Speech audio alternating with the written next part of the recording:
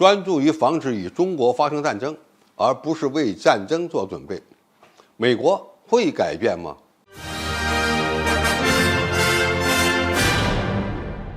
观众朋友，大家好，我是付建少。随着中国的快速崛起，美国的对华军事战略正在转向应对大国战争，也就是为了以中国人民解放军开战做好准备，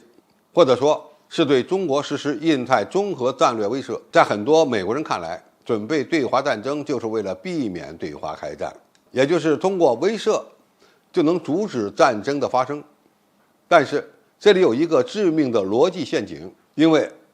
中美之间最可能引发冲突的是台湾问题，中国压根儿就不鸟美国的威慑，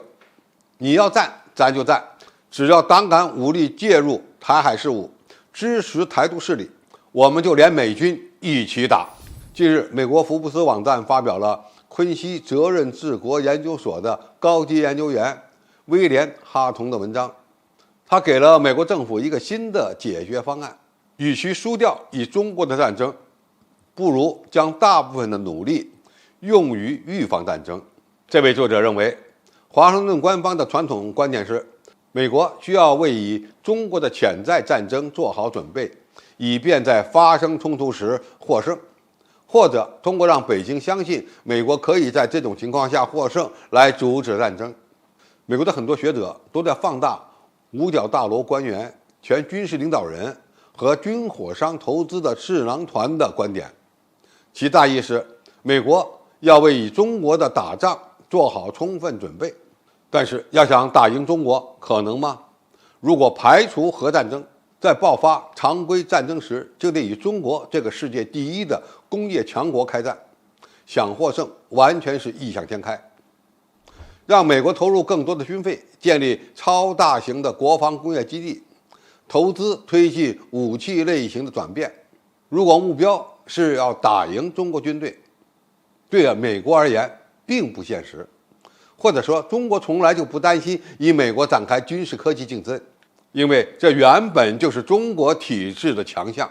另一位美国战略智库学者丹·格雷泽在政府监督项目的一份新报告中强调说，当前美国的对华军事战略非常愚蠢，当政者正在愚蠢地制定战略和力量，攻击这个潜在对手最坚固的地方。五角大楼强调要建造更多的航空母舰和隐身轰炸机，以便将军事力量投射到中国大陆沿海和内陆，这相当于资助虚荣心项目。这些项目不会对中国发动武统产生任何约束。在格雷泽看来，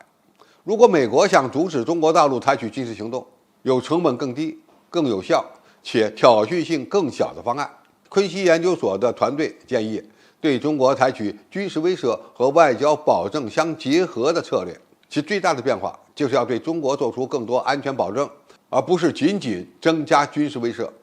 比如，为了维护台海和平，美国要向中国大陆明确保证反对台独，同时要求中国大陆承诺不公布统一时间表，并结束在台湾岛附近的演习。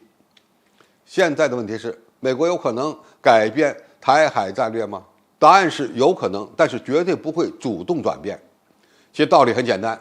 美国政客远没有到放弃对华军事竞争，或者说是对与中国展开的军事竞争认输的地步。美国现在的套路是不支持台独，但是又不明确反对台独，还是把台湾问题当成制衡中国的一颗棋子。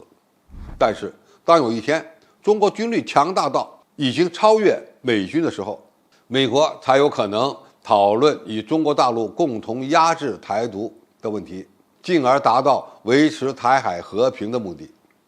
只不过美国人忘了，统一台湾原本就是中国不会改变的战略目标。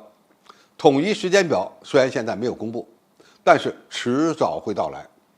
美国无法阻止中国的统一，不管是用武力威慑还是政治承诺，都不会得逞。威廉·哈同的观点虽然相对理性，但是追求的目标仍然是两岸长期分裂的现状，这绝对不会成为中国大陆的谈判条件。现在看来，美国还是在继续走一条必然失败的对华军事威慑之路，直到他们发现被威慑的原来不是中国大陆，而是他们自己。好，今天评述就到这里，谢谢大家收看，我们下期再见。